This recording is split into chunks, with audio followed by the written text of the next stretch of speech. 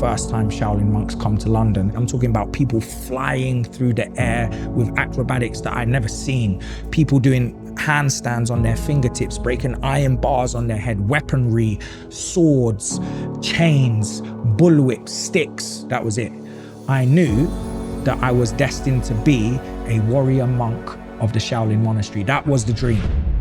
Welcome back to Mulligan Brothers. Today's video, as always, was sponsored by Huel. I'm drinking Huel Black Edition, which has 26 vitamins and minerals, 35 grams of protein and slow release carbs to make sure that I can stay satiated and proteined up whilst I make these documentaries. If you want to find out more about these, go to the link in the description. I'll talk about them a little bit later on in the video. One weekend, woke up and my mom was a reader of the Guardian newspaper.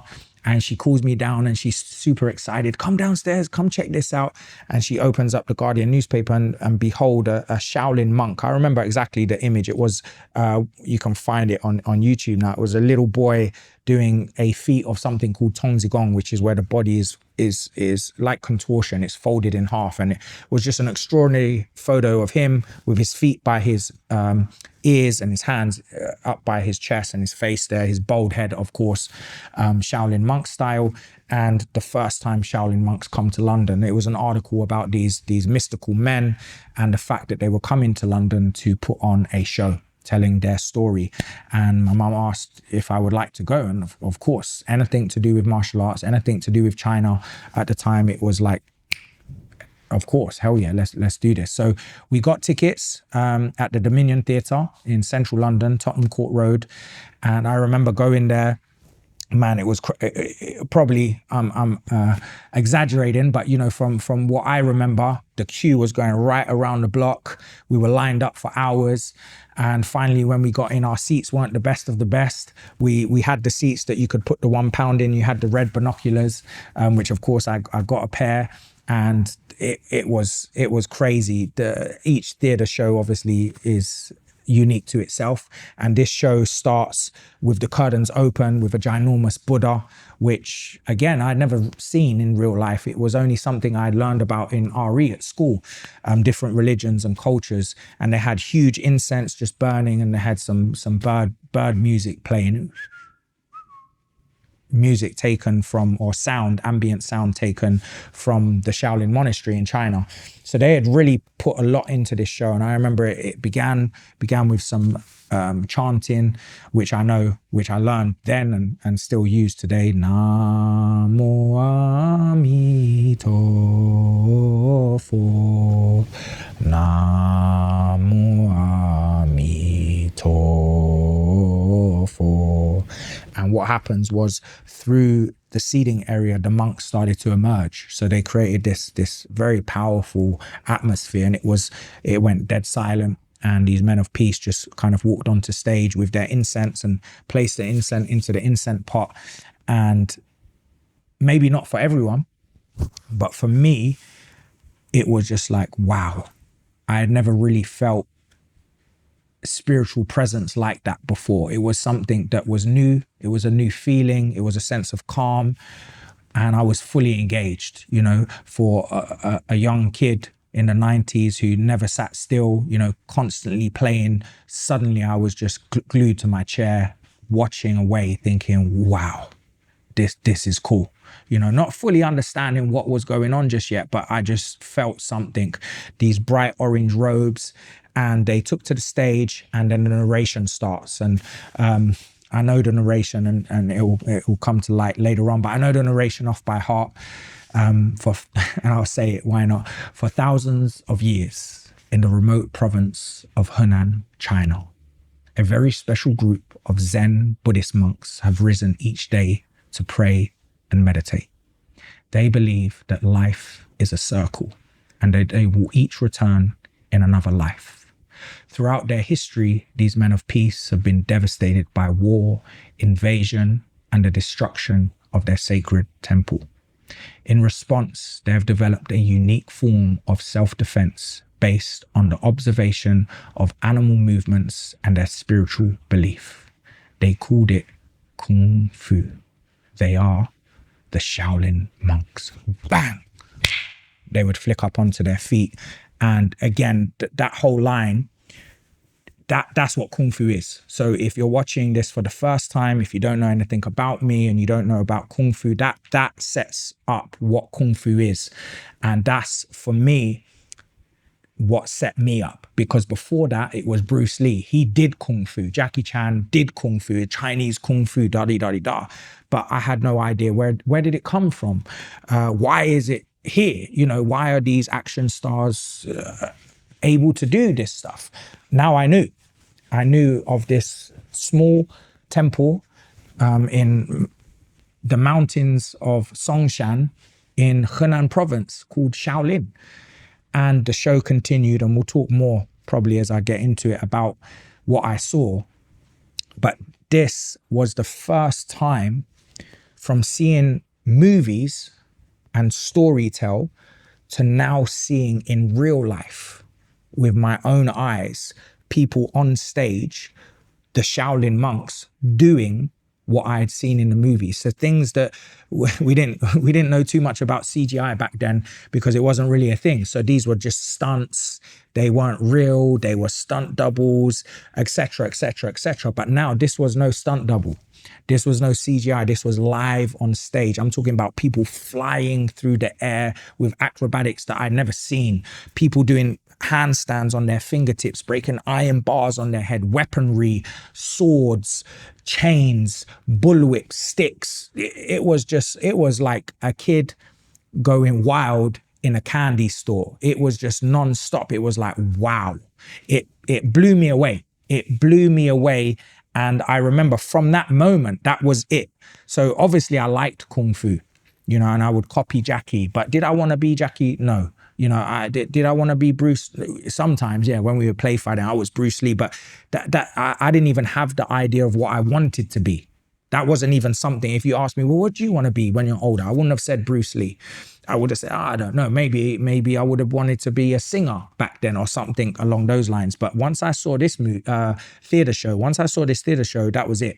I knew that I was destined to be a warrior monk of the Shaolin monastery. That was the dream. I was 11 years old. That was the moment where everything fell into place. The color of the clothing, the look of the people, the haircut, the movements, everything. It was just like, that is what I want. And I knew from that point that I needed to fulfill that dream. I needed to. I was always told we should have a dream. You know, what's your dream? You should have a dream. That was my dream. So now I knew, because sometimes we don't know what our dream is. And I held on to it. A lot of people, they want to be football players, they want to be musicians, etc., etc. And what happens over our childhood, for several reasons, maybe we don't make it and it fades, or maybe we just grow out of it. But I did not grow out of this. I continued with my training, looking for places I could train, finding DVDs and videos. Then I was introduced to Jet Li, another huge star who wasn't so big in the West when I was a kid. He became, when I was an older teenager, he started to get some fame as the movies like The One came out and things like that. But before that, I didn't know of him. But his biggest movie that made him in China is called The Shaolin Temple. So there was a movie called Shaolin Temple. So suddenly I started to, my VHS collection started to get bigger and bigger. And I had the Jet Li movies. I had the 36 Chambers of Shaolin, Gordon Liu. I had all the Kung Fu movies, and I started to really understand these techniques. I would watch, you know, those were my masters. I would watch those movies and study the movements, teaching myself weapons. I would hand make weapons. I would look at the techniques from candle punching to running up mountains and crawling down. I would look at all of this and copy it. You know, I wanted to be a Shaolin monk. You know, that was the dream. If you lead a busy life like me and millions of other people around the world, you might be struggling to get your nutrition in. That's where this stuff comes in, absolutely clutch. If health was easy, everyone would be doing it. But she'll make it that easy. You scoop, you shake, and you go, and you get 26 vitamins and minerals. And every single ingredient inside this and all of Huel's other products has been expertly tested by their team to make sure you're getting exactly what you need. And if I'm really in a pinch for time, I'll grab their ready to drink, which has 35 grams of protein, 26 vitamins and minerals, and tastes delicious. Don't just take my word for it though. People like Idris Elba, Diver CEO Stephen Bartlett, and hardest geezer who ran the entire length of Africa use this as part of their daily routine. So if you want to find out more, go to the link down below. You can get exclusive offers, like if you sign up to their subscription service, you get 10% off all future orders, and if it's your first time ordering, you get a free shaker and t-shirt. It's also now available in major retailers in the UK and the US. What are you waiting for? Go get it. So Kung Fu and this idea of becoming a Shaolin warrior monk was now the new driving force. You know, I said, let me use this gap year and go to China and just see life from a different perspective. Boom, in a monastery, training every day, waking up at ridiculous hours like 5 a.m. You know, I'd never woken up at 5 a.m. You know, waking up at 5 a.m., running mountains, cooling down on my hands and knees, doing headstands on concrete for hours and hours on end. It seems like hell, but I'm sure you can already see that I'm smiling because that brought me joy. That realization of a dream was exactly what I needed. This was the crazy point. I was actually selected to be part of the very same show that I had seen in the first place, The Wheel of Life. And I am still today the first and only non-Chinese Shaolin warrior to be part of that same show. So imagine from seeing the guy do the finger handstand on stage to now being the guy doing the finger handstand on stage.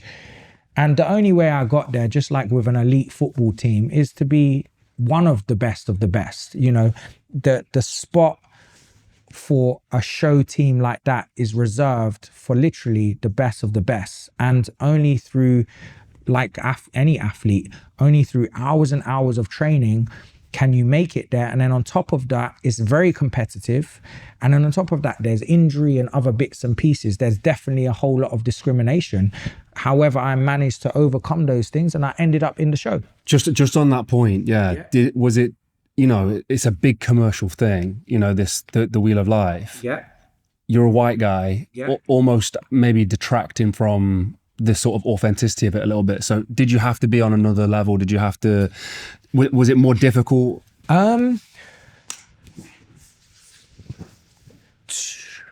can't answer that honestly, to be honest, because I don't know.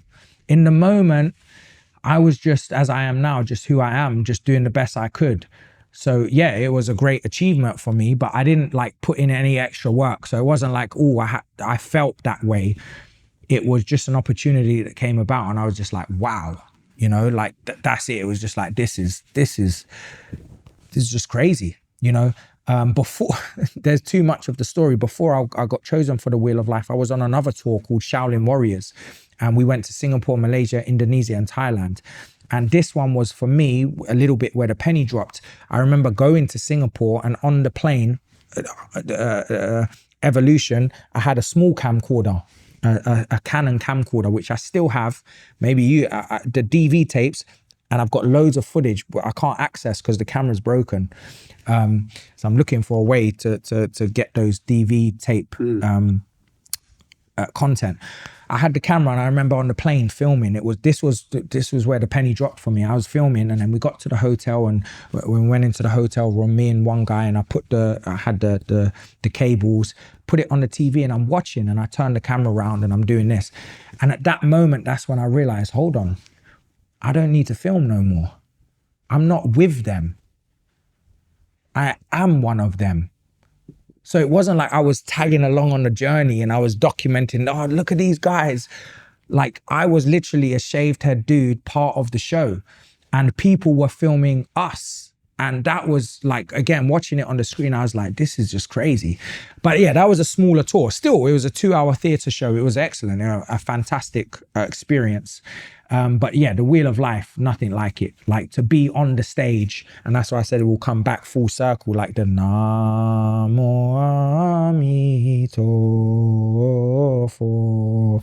The whole walking into the theater, every time, literally, there was not one time that we did the show, and it was intense. Weekends, we were doing a matinee, so four shows over 2 days. And then the rest of the time, we were performing every evening. And if we weren't in one location, we were traveling to the next. But man, there was not one show that didn't feel meaningful and powerful to me. And that's what I mean when I say being on stage is where I belong and where I feel most powerful. And that's why I train so intensely to perform on stage. So yeah, I'm not sure if I had to put in any extra work. I was just putting in the work. Did you have a surreal moment though, stood on that stage, and looking out to the seats, thinking there's a kid out there, same as you, like? Well, actually, no, see, I told you I can't make it up. You're gonna think I'm making it all up. So let me stretch my legs and tell you. Oh boy, okay. And this is what I meant when I said there's lots of stories and I want it to be authentic and honest, and that's what it is. So, 2 points. Yes. The first one, being in the wheel of life, I complete one circle, and as I like to put it, as one cycle completes, the heavens above blessed me with another cycle, which was the news that my wife had fallen pregnant. And that didn't scare me. I was excited because I suppose that's how destiny works, is that as you are doing one thing, it will lead to the next thing, but you don't know what that thing is just yet.